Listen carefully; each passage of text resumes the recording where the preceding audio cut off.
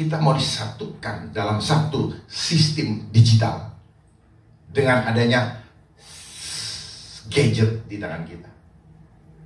Gadget ini adalah cara atau alat mereka untuk mengintai kita,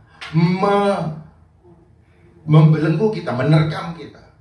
Karena kita hanya berpikir ini adalah teknologi, kemajuan teknologi, tapi kita tidak sadar ada udang di balik batu.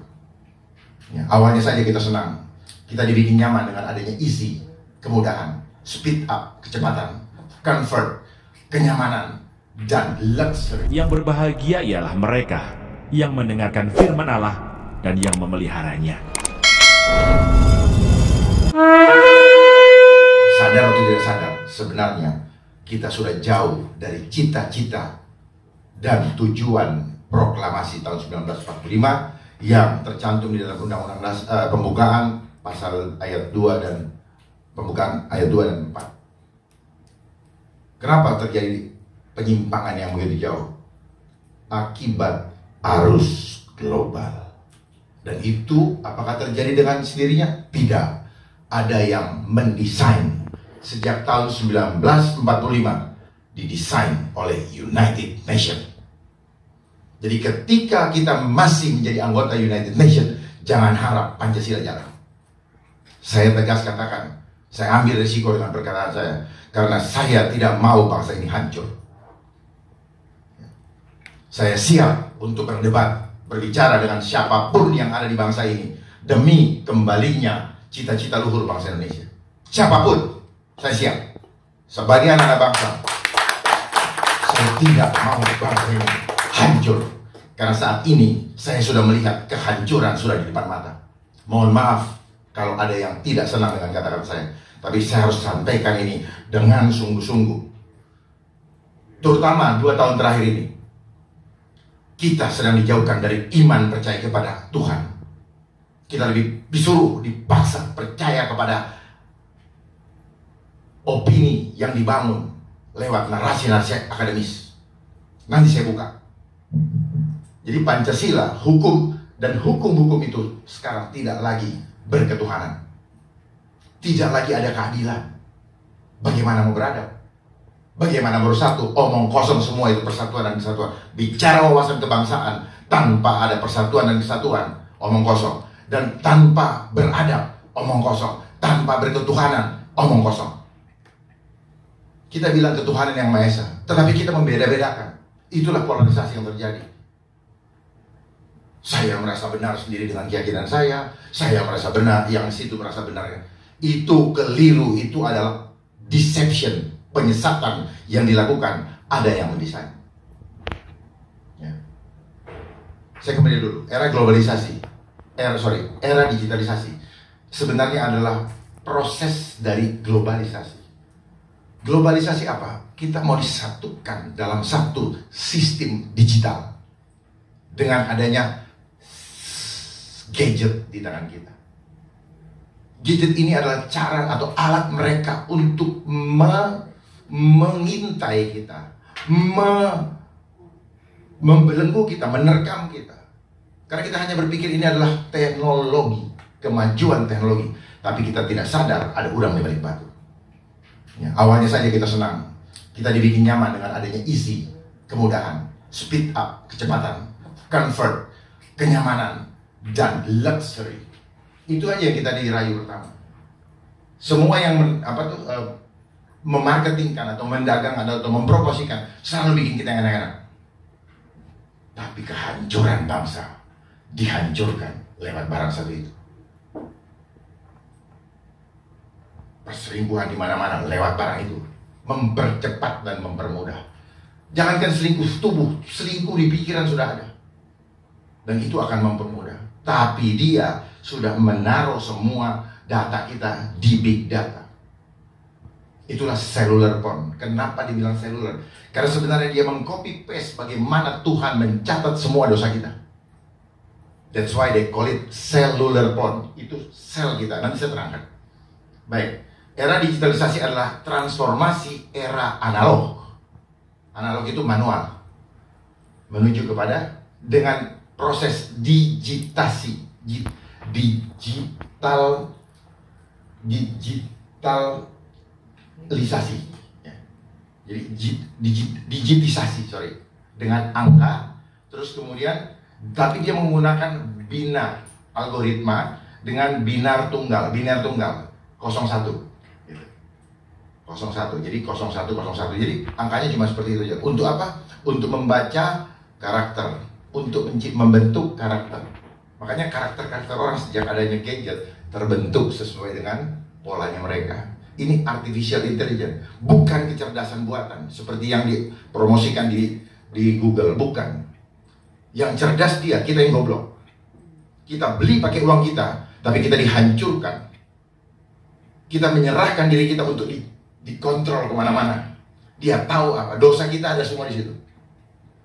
Saya buka, dan di sini manipulasi luar biasa. Kita nggak pernah tahu berapa jumlah pulsa yang dipotong sama mereka.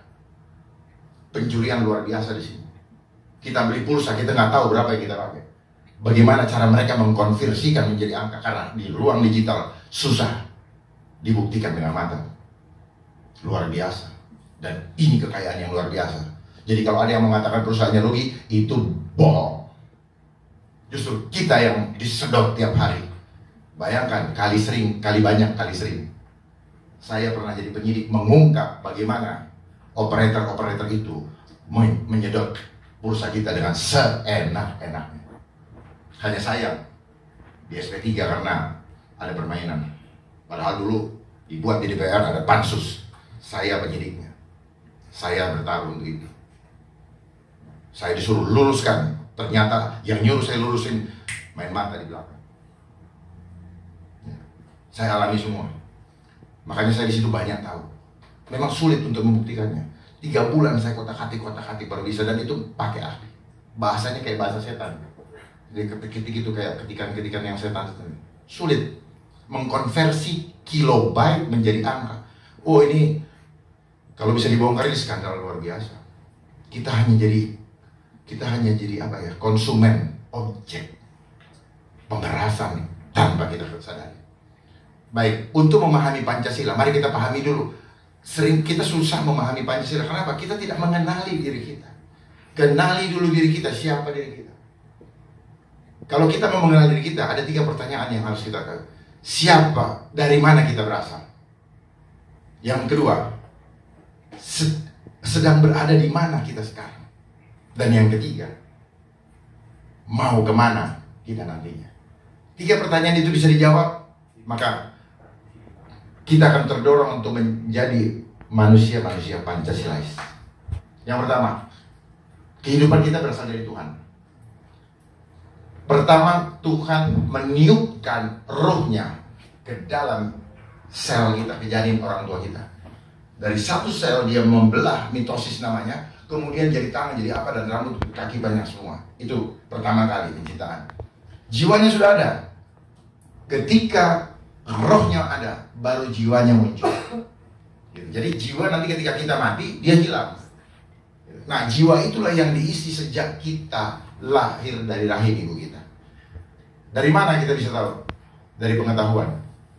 Pengetahuan apa? Pengetahuan yang memang dari dunia, atau pengetahuan yang hidayah dari Tuhan. Kalau kita pakai pengetahuan dunia, kebanyakan kita disesatkan. Karena apa? Karena sistemnya ini memang sengaja hanya menguji hal-hal yang material. Makanya kita jadi materialistis. Kalau tidak terlihat, kita boleh bohong. Ya, itu berkaitan dengan jiwa kita. Makanya ngeles, sepanjang nggak kelihatan orang, bohong. Coba koruptor, sepanjang nggak ada buktinya, kita ngeles. Itu rahasianya. Dia simpan itu, Pak, udang di balik batunya. Sehingga kalau kita ini, bagi orang-orang yang punya ketajaman spiritual, dia bisa tahu misalnya bapak itu mau bohong. Tapi kalau kita ngomong, hukum mengatakan lu fitnah gue, gitu. Nanti kalau udah kejadian, baru ya bener kan gue bilang. Atau nggak percaya gue begitu. Makanya kenapa orang selalu kecewa? Kecewa karena apa? Selalu terlambat mengantisipasi apa yang terjadi. Itu adalah teknik mereka di dalam membuat sistem. Kita selalu terlambat. Dia lari ke sini, kita kejar sini, setelah kejadian dia akan lari lagi ke depan, terus begini. Seperti apa yang terjadi sekarang, yang orang pikir sekarang pada kaget ya. Tahun 2019 saya sudah sampaikan bahwa kita akan dibikin sebagai barang, kita jadi robot. Terbukti, kenapa seperti barang? Kenapa? Ada barcode-nya. Tanpa kita sadari. Makanya kan QR code, peduli lindungi. Ya. Tujuannya ke sana. Tapi kan takut-takutin dulu. Karena memang itu polanya. Ini adalah operasi intelijen dengan menggunakan isu kesehatan. Kenapa? Bapak-bapak tertipu, maaf. Gitu. Sesuatu yang tidak kelihatan kita lawan dengan fisik. Sesuatu yang spirit kita lawan dengan fisik. Kita dibikin goblok sebenarnya. Maaf. Kita sedang berperang dengan sesuatu yang kita tidak tahu. Mindset kita sedang dipermainkan. Hancur gitu. Paling gampang kenapa? Kesehatan berhubungan dengan tubuh. Makanya dia mainkan isu itu. Kenapa WHO mainkan isu itu? Karena dia adalah underbownya United Nations. Gitu Pak. Tanpa sadar kita dari giring untuk percaya dengan berhala. Segala sesuatu ciptaan manusia, kita percaya menggantikan otoritas Tuhan, maka itu berhala. Maaf, saya harus sampaikan ini. Saya tanggung jawab dengan apa yang saya sampaikan. Dan kita bisa diskusi. Larinya ke sana. Di mana-mana semua negara sekarang sama. Pakai masker, lockdown, pakai masker. Something wrong. Ini ada, there is an order, ada perintah berarti yang tersentralisasi. Ada komando, ini garis komando. Masa kita yang katanya sudah sekolah, sudah punya pangkat tinggi, profesor segala macam, nggak bisa melihat udang di balik batunya. Mari kita diskusi, selamatkan bangsa ini. Kalau memang serius, makanya kenapa saya mau hadir ke sini, karena tujuannya menyelamatkan bangsa. Berikutnya, ya, enggak serius. Berikutnya tadi pengetahuan. Jadi tubuh kita itu hidup dari sel-sel, sel otak, darah, daging, tulang. Jadi tubuh terdiri dari itu. Itu yang selama ini kita urusin kan. Tapi kan perlu nutrisi. Persoalannya nutrisinya apa? Nutrisi alami atau nutrisi buatan. Kita sekarang selama ini sudah digiring dengan nutrisi buatan. Itu menghancurkan. Jadi we are what we eat. Apa yang masuk ke dalam tubuh kita itu akan mempengaruhi karakter kita. Contoh, orang minum minuman keras, tidak lama dia marah. Kenapa? Karena levernya rusak. Ya. Kita makan yang berlebihan kolesterol, apa yang rusak? Levernya rusak. Akhirnya apa? Kalau levernya sudah tidak bisa memfilter racun-racun, maka dia punya ginjal. Itu juga naik. Kalau ginjalnya udah lemah, maka dia penakut. Orang penakut ginjalnya lemah, dan ginjal lemah berpengaruh terhadap kejantanan lelaki maupun kandungan wanita. Ya, itu berkaitan semua. Apakah pernah ada yang buka seperti itu? Nggak ada. Orang sedih jantung, orang sedih ini paru-parunya rusak, paru-parunya jadi lemah. Jadi kalau kita sedih, paru-paru kita lemah. Gitu. Bukan karena apa-apa, bukan. Cuman konsep akademis, konsep yang selama ini itu menyesatkan kita. Lalu orang cuma percaya dengan Mbah Google. Dan Mbah Google itu mendrive pikiran kita. Supaya kita apa? Supaya kita ngikut apa kata dia. Dan di luar Google semua dia bilang hoax, padahal itu kebenaran. Ada yang memainkan arus informasi itu, saya tahu. Kenapa mereka melakukan ini? Karena mereka dapat duit. Gitu. Nggak ada lain, mereka dapat duit. Ya, jadi nutrisi apa juga memperoleh. Jadi tubuh kita, kenapa orang takutnya? Tapi kita ditakut-takutin. Oh nanti begini. Enggak. Kekuatan kita melebihi masalah apapun yang ada di dunia ini. Karena ada kekuatan Allah di dalam diri kita. Nggak ada yang perlu kita takutkan. Kematian tidak perlu harus ditakutkan. Kematian tubuh. Begitu spirit kita keluar dari badan kita, kita gabung kembali. Kita ngeblend dengan spiritnya Allah. Spiritnya Tuhan. Kita akan ngeblend. Ya, itu mempengaruhi perilaku. Makanya apa? Jangan lagi makan obat-obat dari dari kimia buatan itu. Selama ini kita ditipu bahwa segala sesuatu yang keluar dari yang punya lambang ular itu adalah obat, itu racun. Itu mempengaruhi karakter hidup kita. Dan cepat kita sakit. Itu yang mereka sebut sekarang dengan istilah apa? Penyakit turunan. Kita korban genetik. There is no, tidak ada korban genetik. We are not victim of gene. We are victim of perception. Toxic, trauma. Itu yang menghancurkan kita. Ya, itu yang membuat kita susah mau dekat sama Tuhan. Pancasila itu dekat sama Tuhan, itu sebenarnya. Tetapi bagaimana kita mau dekat sama Tuhan? Badan kita udah lemas, semangat kita hilang, kepekaan kita, sinyal kita. Jadi kimia-kimia itu menghancurkan sinyal-sinyal yang harus bisa menangkap pesan-pesan Tuhan kepada kita, untuk memampukan kita melakukan apa yang Tuhan mau. Itu gara-gara itu semua kita dimandulkan. Nah itu jadi, dan itu akan berpengaruh kepada perilaku, kebiasaan, dan karakter. Kemudian jiwa kita juga diserang lewat pikiran. Apa yang kita pikirkan, tubuh kita akan merespon. Ketika kita stres, akan keluar asam lambung. Sebenarnya orang bilang asam lambung, sebenarnya apa? Itu racun. Jadi racun itu sifatnya asam. Gitu. Racun itu sifatnya asam. Jadi janganlah makan yang banyak asam-asam yang membuat itu kayak banyak gorengan apa. pH kita harus dijaga 7,4 baru fit. Jadi nggak ada itu namanya penyakit. Yang ada tubuh kita lagi penuh dengan asam. Tetapi kalau tidak dibilangin penyakit, maka obat menjadi antidotnya tidak akan laku. It's kind of business. Permainan persepsi ini jadi begitu. Tapi kenapa banyak ahli yang ngomong? Ya karena mereka disuruh ngomong pakai duit untuk mengarahkan supaya kita digiring mengikuti dia. Karena apa? Kita tidak mau menggali. Kita budak secara mindset. Kenapa kita menjadi budak dan mindset? Karena dari sekolah kita diseragamkan. Konsep seragam itu dipakai. Pernah nggak Bapak Ibu berpikir kenapa sekolah kita 6 tahun SD? Siapa yang membentuk itu selama harus 6 tahun? Kenapa angka 6 harus menjadi angka intimidasi? Harus kita lewati, kalau enggak kita nggak naik kelas. Dia suka sekali dengan angka 6. SMP, SMA atau secondary school 6 tahun.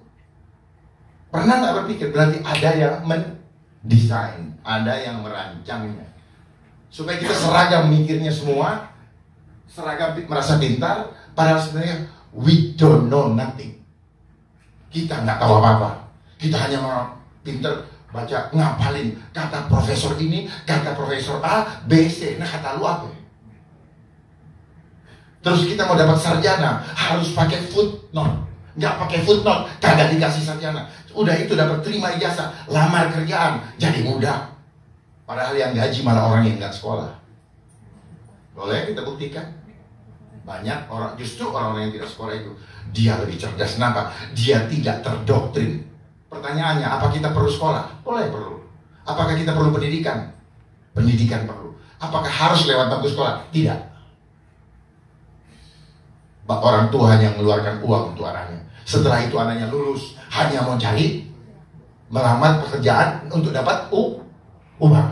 Dia tidak pernah mencari Tuhan di dalam hidup. Yang dikejarannya angka, digit ini sekarang ini. Kita mau digiring lari masuk ke digital. Digit itu angka. Ya, kita senang dikasih angka banyak. Selama sekolah kita dikejar angka, betul? Kita diajar di sekolah tidak pernah kita untuk bekerja sama. Disuruh kompetisi. Kenapa? Karena teori Thomas Hobbes yang dikembangkan. Homo homini lupus. Itu bahwa manusia lain adalah serigala bagi saya, sehingga saya harus menguasai dia. Bagaimana saya menguasai dia? Maka saya harus punya uang. Gitu loh. Makanya mereka kembangkan teori segitiga piramida, bahwa kalau kamu menuju puncak, kamu harus melewati seleksi alam. Seleksi alamnya apa? Sikut-sikutan. Itu yang terjadi. Bagaimana Pancasila mau jalan kalau kok proses itu kita diterima? Ya, kita buka-bukaan biar paham. Saya tidak mau mendiskreditkan apa-apa, tapi saya juga korban. Saya korban, makanya saya kasih tahu. Makanya dulu saya selalu, kalau saya disuruh paparan mengenai pelajaran yang diterima di sekolah, perasaan saya nggak nyaman. Kenapa? Saya hanya paparan untuk dapat nilai, tapi saya nggak nyaman, nggak nyambung di saya punya batin. Ya, Saya nggak pernah tahu, saya nggak pernah diajar bagaimana saya mengenal Tuhan, gimana teori-teori itu mendefinisikan bagaimana Tuhan ada di dalam kehidupan saya. Sehingga kita cuma bilang saya beragama, tapi saya nggak bertuhan. Buktinya apa? 2 tahun belakangan ini manusia kita banyak yang kehilangan imannya. Imannya cuma hebat ngomong Allahu Akbar. Pada saat apa? Lagi aman. Begitu kayak gini, hilang semua, tengkurap semua. Di mana imannya? Mari kita jangan cuma beragama, tapi naikkan dimensi kita ke dimensi ketuhanan. Sehingga tidak ada lagi perbedaan, bahwa kita adalah ciptaan yang sama. Kenapa kita harus membeda-bedakan? Oleh atribut, pakaian, dandanan dan sebagainya, wajar sekali ya tidak. Saya tidak berharap saya lahir di mana. Ya. Kalau kita naikkan dimensi kita, maka hati kita akan dituntun oleh Tuhan. Jadi kalau kita naikkan dimensi ketuhanan, maka kita akan ditarik naik ke atas. Jadi kita tidak akan lagi melihat perbedaan. Nanti saya terangkan. Jadi kalau tubuhnya kuat, tubuhnya sehat, di dalam mensana in corpore sano, di dalam tubuh yang sehat terdapat jiwa yang kuat. Persoalannya belakangan ini jiwa kita dihancurkan. Lewat apa? Lewat opini, nonton TV, strategi, suruh masuk rumah itu strategi. Jangan dipikir nggak tahu. Kadang-kadang mereka membuat strategi ini dipikir kita bodoh sekali. Diajak diskusi nggak mau. Kita ngomong malah dimusuhin. Karena mereka pikir kita takut. Kita takut kehilangan kenyamanan. Ketika kita dekat sama Tuhan, tidak ada satupun yang dapat membuat kita takut. Ketika Bapak bilang amin, maka pintu surga terbuka, malaikat Tuhan turun. Jadi amin jangan main-main hanya sekedar bilang amin. Itu roh Bapak yang berbicara, spirit Bapak yang berbicara. Saya praktisi, saya bukan teoritis. Makanya nggak banyak tulisan-tulisan. Tapi saya bisa terangkan karena memang tidak di buku. Ya. Jadi semua apa yang coba lihat, kenapa tubuh kita selama ini dikejar-kejar? Suruh ini, suruh itu apa? Dia mau menghancurkan perilaku, kebiasaan, dan karakter. Apa yang terjadi sekarang? Terjadi kebiasaan yang baru. Dan caranya hanya 21 hari. Karena kebiasaan kita berubah. Asal continue. Terus berubah. Lewat mindset. Ya. Naik lift, suruh begini. Sintingnya Pak. Tujuannya cuma tidak lain dan tidak bukan memutuskan silaturahmi di antara manusia dan memutuskan silaturahmi dengan Tuhan. Kalau mereka mau jujur, saya tidak pernah diajak diskusi atau ini hal seperti itu, termasuk dengan menteri kesehatan lah apalah. Mari kita diskusi. Ya. Mungkin orang bilang saya ngelawan, enggak, saya nggak ngelawan, kasihan. Ayo, ya, kalau kita diam, kita tahu kebenaran, nggak ada gunanya. Ya, kita orang fitrah, tapi kita tidak membaktikan ilmu kita, nggak ada gunanya. Tuhan akan ambil dan Tuhan marah. Tuhan kasih kamu nggak bagikan, tidak diamalkan, Tuhan marah. Saya rasa di keimanan apa saja sama. Kita tahu kebenaran. Kita harus tahu kebenaran karena kebenaran itu yang memerdekakan kita. Nah, di situ ada gambar frekuensi ya.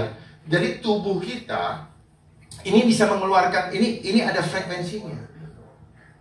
Ya. Jadi Bapak Ibu sadar nggak? Bapak Ibu hidup itu nggak pakai kabel. Tahu nggak kenapa bisa hidup? Pernah nggak ada yang terangkan di sekolah kenapa kita hidup? Nggak pakai kabel bisa jalan kemana-mana. Siapa yang ngecas? Saya ingin tambah dikit gitu. Kenapa enggak? Tanya nggak? Siapa yang ngecas gua? Kok nggak lobet-lobet? Yang bikin lobet malah kita. Yang ngecas itu adalah rohnya Allah. Setiap hari. Dan itu menjadi listrik di dalam tubuh kita. Makanya kita bisa main mata, kita punya mulut bisa begini-begini, lidah kita bisa begini, bisa merasakan, hidung kita bisa. Itu karena listrik. Power plant-nya dari mana? Frekuensi dari surga. Sadari dulu itu, baru kita bisa tahu. Selama ini kepekaan itu, internet kita dirusak dengan kimia beracun. Ini ada internet, ini semua nih mereka belajar dari teknologi yang tercanggih yang ada di dalam diri kita itu dari Tuhan. Dari mana mereka belajar listrik? Dari tubuh kita yang berinteraksi dengan alam. Kita kan nggak pernah dikasih tahu kan, seolah-olah Thomas Alva Edison, enggak, bukan. Di dalam lingkungan ini ada energi. Ya, saya ngomong begini, Bapak menangkap, Bapak semangat, itu virus. Gitu Pak. Bapak ketakutan, itu virus. Jadi virus fisiknya ada nggak? Nggak ada. Tegas saya bilang nggak ada. Virus itu singkatan, vibration of us. Adakah yang bahasa Inggris di sini? Vibration of us. You know vibration? Vibration itu apa? Sesuatu yang memancar, tertransformasi dari tubuh kita, dari diri kita. Gitu. Kalau Bapak ketakutan, istri anak Bapak ketakutan, itulah virus. Ya, saya buka nih. Ya, jangan mau dibodoh-bodohin dengan segala macam gelar-gelar beli juga, bayar juga. Sorry, ya. Mohon maaf saya dari Indonesia sini tanggung ya. Karena saya lihat ada senior saya Pak Kiki, saya semangat ini. Saya semangat. Karena beliau saya harapkan nanti dengan gagah berani, ya, karena beliau sudah purna dan ada di veteran itu Nah, Bapak bisa menyampaikan. Saya nanti dampingin Bapak supaya kalau ini Bapak nggak kalah ngomong. Karena kalau kesempatan terakhir Pak, sebelum Bapak dipanggil Tuhan, Bapak cuci dosa. Loh, serius. Yang Tuhan nilai dari hidup kita apa Pak? Pada saat Bapak mencapai garis finish. Bukan dulu Bapak baik, garis finish Bapak gagal, bukan. Yang Tuhan lihat di situ, garis finish. Makanya tetaplah jalan dalam kebenaran walaupun sendiri, walaupun dunia mengecilkannya. Jangan takut. Yang membuat kita hidup bukan makan yang Bapak makan, tetapi roh atau spirit yang Tuhan yang ada dalam diri kita. Amin. Berikutnya, saya memang kalau agak lama ya. Karena saya harus buka. Kalau nggak ngerti nanti, ya. BPIP juga kalau nggak ngerti percuma, hanya ngabisin anggaran. Ya. Saya nggak usah dibayar, saya kasih semua. Ya. Nah ini, ya, tolong diperhatikan baik-baik. Tuhan, di mana kaitannya dengan Pancasila? Itu bab 1, sila ketuhanan yang Maha Esa. Jati diri bangsa kita ya, adalah Nuswantara. Ya. Jadi manusia kan ada roh, jiwa dan tubuh. Di mana kaitannya sama Tuhan? Di rohnya, Pak. Di rohnya. Itu langsung ini kan apa? Spiritual, tidak terlihat tapi nyata. Ya. Jangan dibilang mana fisiknya. Memang dunia suka pakai bahasa objektif. Kalau nggak ada objeknya tidak dipercaya. Sekarang juga nggak ada objeknya tapi dipercaya, kan bodoh juga. Tergantung narasi. Sesuatu yang kelihatan dilawan pakai yang kelihatan, pakai barang fisik. Kan berarti yang kalah kita punya mindset. Saya enggak. I'm not fear. Ini hanya masalah ketakutan. Nanti saya buka kenapa. Orang yang ada dalam frekuensi ketakutan siap-siap untuk jadi orang sakit. Ini saya buka dari teori dari Dr. Hawkins. Jadi seperti itu. Tapi orang yang selalu ada Tuhan, dia punya power yang luar biasa. Ya, satu orang bisa membuat perubahan. Jadi jati diri bangsa kita adalah Nuswantara. Nu makhluk sulaman diri anta menuju. Itu kurang salah. Jangan ngetiknya. Menuju kepada Ra Sang Pencipta. Kalau di arti ini dari bahasa Sakerta kuno, jarang tidak pernah disampaikan oleh orang. Orang taunya Nuswantara. Nuswantara itu apa? Geografinya, the land, fisiknya. Kalau Nuswantara itu spiritnya. Jadi orang-orang Indonesia, spiritnya itu Nuswantara, orang yang selalu fitrah. Nah pertanyaannya, fitrah kita dirusak. Dengan apa? Dengan arus globalisasi. Dan itu yang terjadi dengan alasan lah, efektivitas, efisien lah, meningkatkan lah. Semuanya hanyalah di awal. Setelah itu kita dicengkram. Efisiensi dan efektivitas apa? Kaitannya hanya dengan apa? Biaya. Biaya, itu kan apa? Uang. Uang ada apanya? Angka. Kita senang dengan banyak angka, tapi kita stres kalau angka kita sedikit. Dan kita ketakutan ketika dikasih statistik kematian. Angka. Padahal kita suka memanipulasi angka itu. Bayar pajak manipulasi, laporan juga manipulasi. Tapi begitu kita dimanipulasi, kita bisa kena. Serem. Jadi our faith, kita punya iman hanya berdasarkan numerik, hanya berdasarkan angka. Sedih nggak? Gimana mau percaya? Gimana punya power? Gimana mau bisa dekat sama Tuhan? Nggak percaya kuasa Tuhan. Kita bilang Allahu Akbar, Tuhanku dahsyat, tetapi saya tidak percaya kedahsyatan Dia melebihi apapun juga. Kalau sudah Pancasila itu, dia tahu bahwa Tuhanku dahsyat, Allahu Akbar. Nggak ada yang perlu ditakutkan. Ibadah-ibadah saja. Oh, ada Tuhan kok, malah kita masih mikirin yang itu. Itulah namanya konsep akademis. Untuk apa? Mendesain, mempengaruhi kita untuk menjadi hilang iman kita, akidah kita. Apakah ini masalah kesehatan? No, ini masalah menghancurkan hubungan dengan Tuhan. Saya Kristen, saya gereja, menjadi susah gereja, nggak boleh gereja. Saya mikir, ini udah ada yang salah ini. Saya nggak melawan siapapun juga, tapi saya hanya menyampaikan kebenaran. Apakah kalau saya menyampaikan kebenaran, orang harus memusuhi saya? Tapi saya siap dengan segala risiko. Karena apa? Upah kita besar di surga. Gak usah ada yang takutkan. Orang yang penakut selalu keroyokan. Lihat Musa, dia bisa belah laut merah, bukan dia yang belah Allah. Apa pakai kekuatan dia? Kalau pakai akal nggak tahu. Lihat Nuh, ketika itu orang mencibirkan bibirnya, mencerca selama 120 tahun. Bagaimana? Nggak masuk akal. Dia bangun bahtera di atas bukit. Kalau di pinggir sungai masih mending, atau di pinggir kolam lah. Ini di atas bukit. Dan akhirnya ketika kejadian, semua orang menyesal. Dan banyak orang-orang akan mencemooh orang-orang seperti kita. Tapi nggak apa-apa, karena ini adalah masa fitnah Dajjal, Al-Masih Ad-Dajjal, Antichrist. Jadi itu tadi Tuhan yang Maha Esa segala macam. Nah, berikutnya. Nah ini, supaya bisa memudahkan untuk memahami. Kali kalau Pancasila itu punya nilai, ada 5 nilai kunci atau 5 nilai spiritualnya. Yang pertama ikhlas. Untuk menjadi Nusantara itu harus ikhlas. Ikhlas itu seperti apa? Tuhannya Esa, ciptaannya beragam.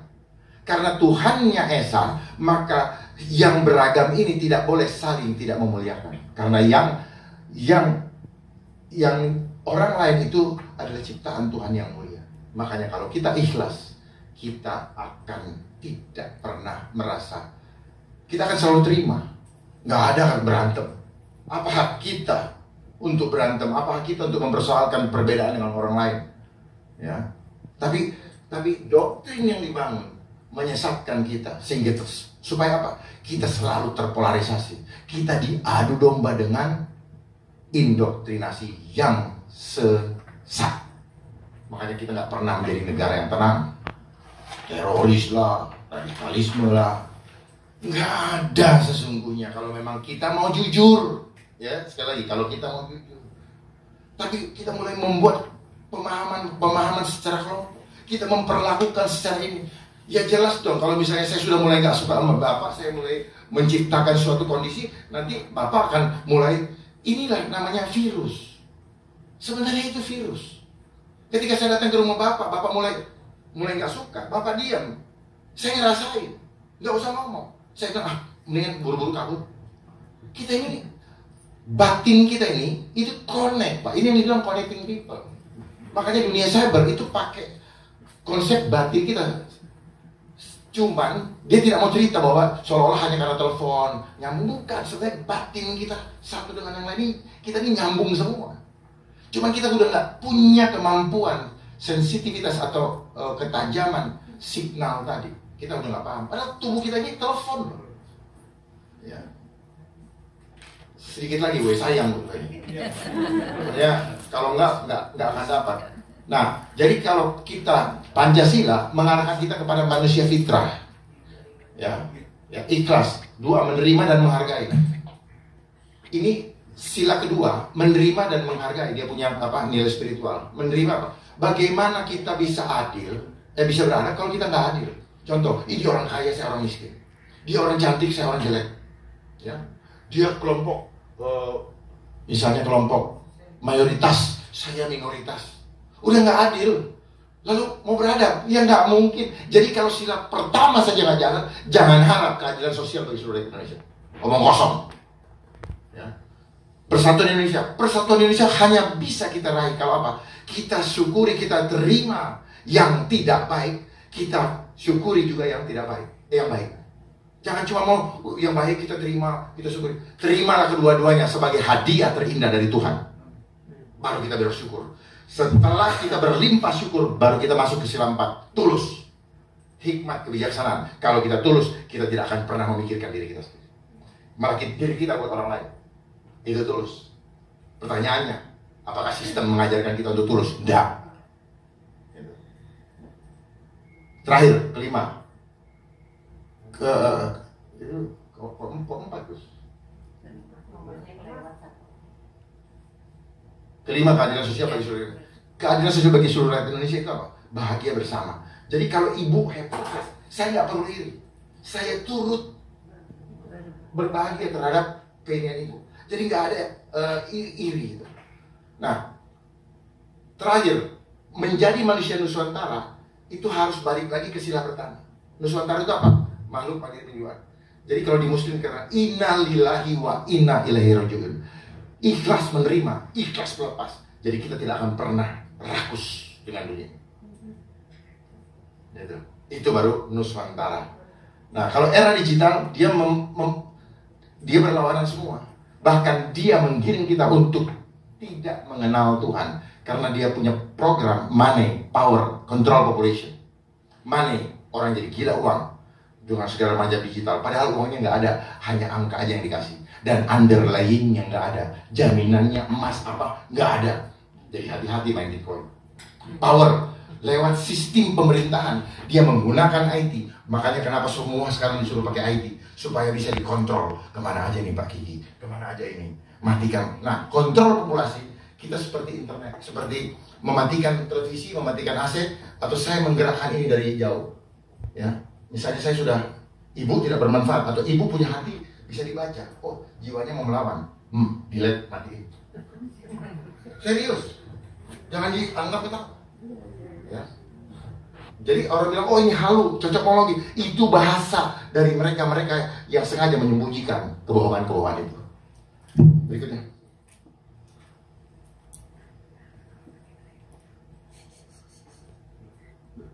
Ya, nanti cepat. Terus. Ya. Nah, ruang cyber atau digitalisasi teknologi informasi. Nah, siapa yang sekarang lagi megang teknologi dan informasi dan komunikasi? Dia menggunakan internet. Jadi nanti ada mobil listrik kita diarahkan nanti kan sebentar lagi mobil listrik nih. Dengan alih-alih katanya apa namanya? Minyak udah nggak ada. Minyak selalu ada sepanjang Tuhan masih menyertai kita. Minyak seperti mata air. Ya. Minyak bukan dari fosil. Minyak suka-sukanya Tuhan. Makanya adalah suka-sukanya Tuhan. Itu nggak ada manusia gini. Kenapa? Dia mau kontrol. Gitu. Nah, kalau kita panjang saya buka siapa Rockefeller, siapa yang punya BNI itu Rockefeller sama Rothschild. Ya. Yang membuat panjang. Nanti panjang. Terus kemudian, nah itu ilusi pikiran. Lewat cyber ini kita dikasih ilusi. Pikir, oh saya dekat, jadi jauh. Apa namanya? Halo. Karakter berubah semua. Ya. Membuat kita menggenggam dunia. Padahal alat ini menggenggam kita.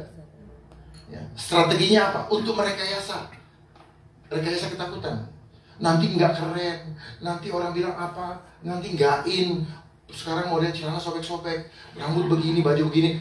Nanti jadi ketakutan kayak jual asuransi. Ketakutan ya, seperti sekarang ketakutan karena ketakutan nggak akan dimarahin. Lu harus takut. Oh didatengin pakai apa tuh? Gini bayar 250 kalau nggak itu. Apa takutin? Ditakutin sama ada angka lagi kan? 250 itu kan. Nah, seperti itu.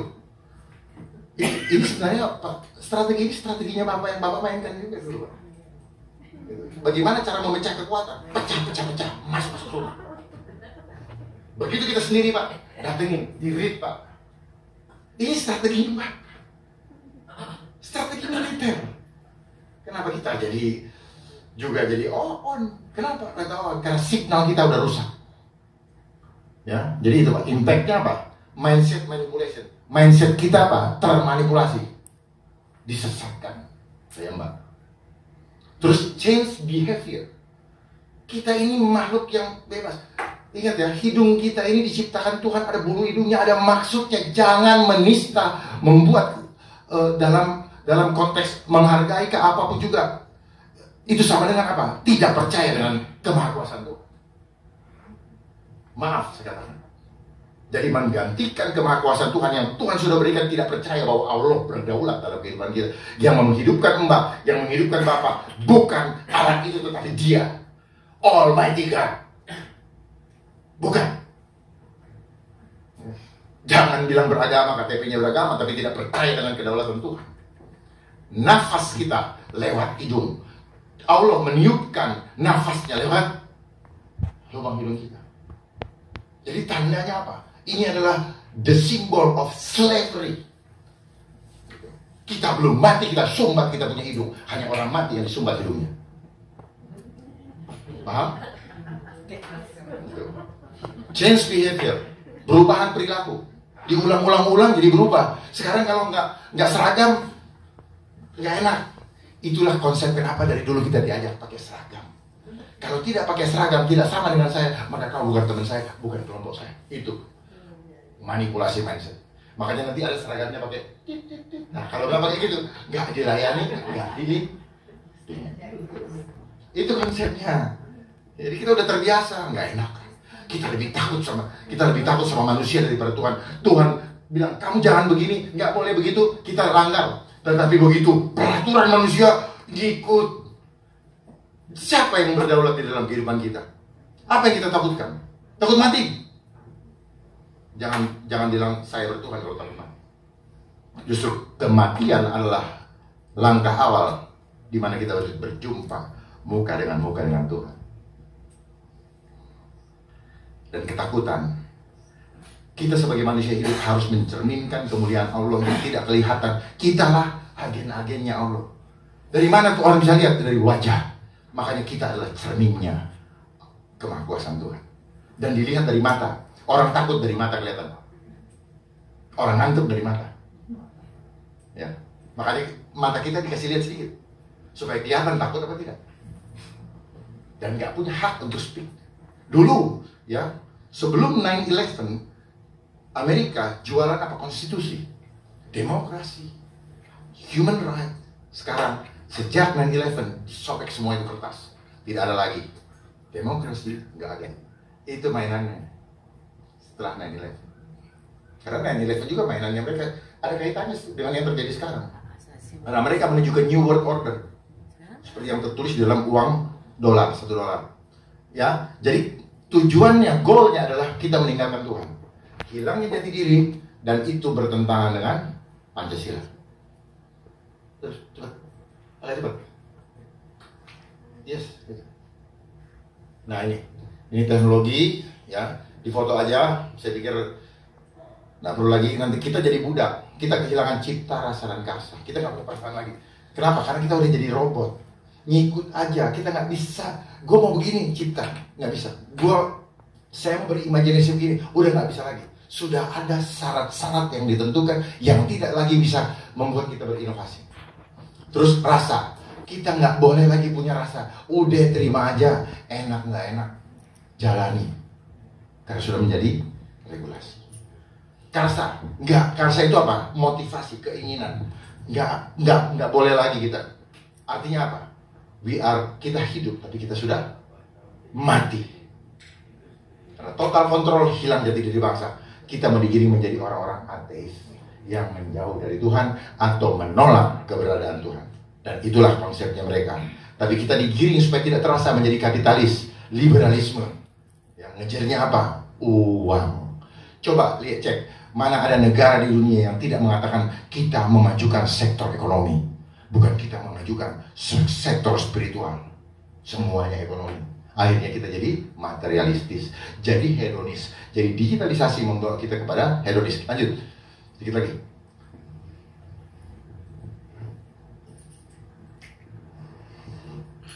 Nah, di foto saja Pak, nanti bisa ditanyakan.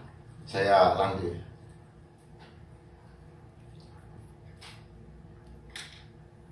Nah, intinya sama.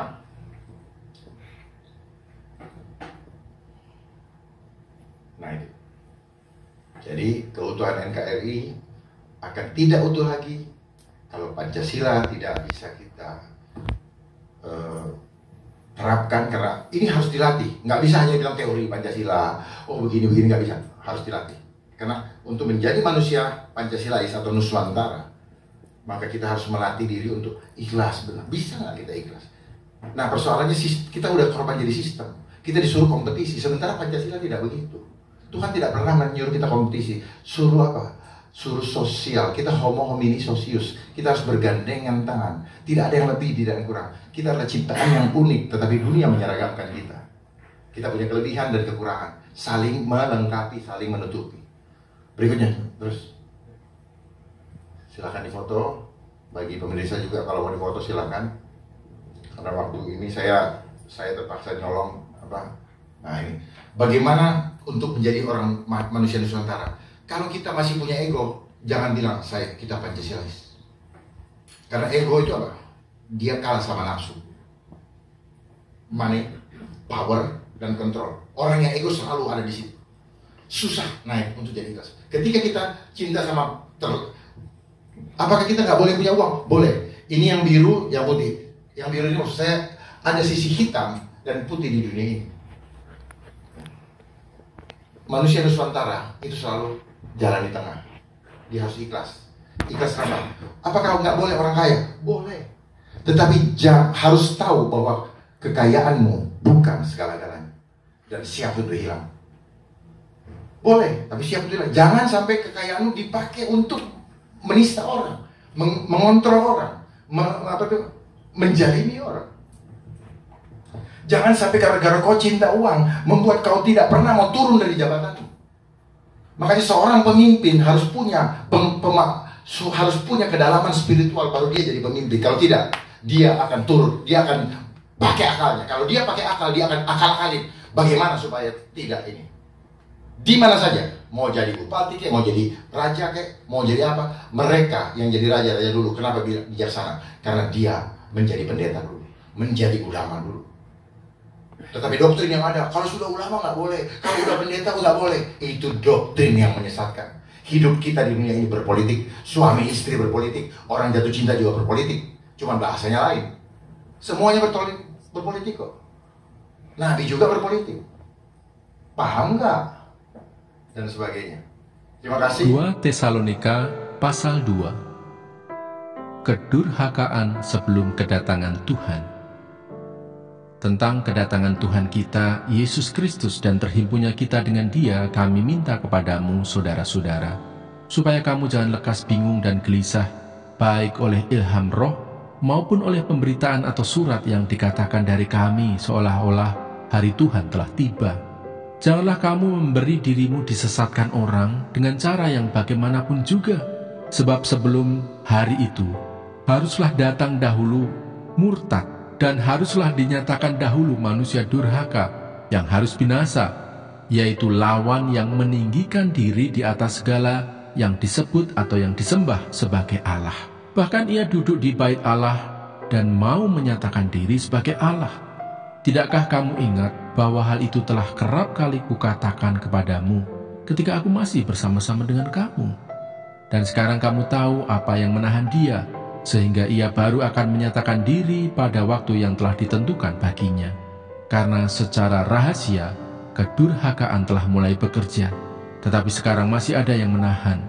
Kalau yang menahannya itu telah disingkirkan, pada waktu itulah si pendurhaka baru akan menyatakan dirinya, tetapi Tuhan Yesus akan membunuhnya dengan nafas mulutnya dan akan memusnahkannya kalau ia datang kembali. Kedatangan si pendurhaka itu adalah pekerjaan iblis dan akan disertai rupa-rupa perbuatan ajaib, tanda-tanda dan mujizat-mujizat palsu dengan rupa-rupa tipu daya jahat terhadap orang-orang yang harus binasa karena mereka tidak menerima dan mengasihi kebenaran yang dapat menyelamatkan mereka. Dan itulah sebabnya Allah mendatangkan kesesatan atas mereka yang menyebabkan mereka percaya akan dusta, supaya dihukum semua orang yang tidak percaya akan kebenaran dan yang suka kejahatan. Dipilih untuk diselamatkan. Akan tetapi kami harus selalu mengucap syukur kepada Allah karena kamu, saudara-saudara yang dikasihi Tuhan, sebab Allah dari mulanya telah memilih kamu untuk diselamatkan dalam roh yang menguduskan kamu dan dalam kebenaran yang kamu percayai. Untuk itulah Ia telah memanggil kamu oleh Injil yang kami beritakan, sehingga kamu boleh memperoleh kemuliaan Yesus Kristus, Tuhan kita. Sebab itu, berdirilah teguh dan berpeganglah pada ajaran-ajaran yang kamu terima dari kami, baik secara lisan maupun secara tertulis. Dan Ia, Tuhan kita Yesus Kristus dan Allah Bapa kita, yang dalam kasih karunia-Nya telah mengasihi kita dan yang telah menganugerahkan penghiburan abadi dan pengharapan baik kepada kita, kiranya menghibur dan menguatkan hatimu dalam pekerjaan dan perkataan yang baik.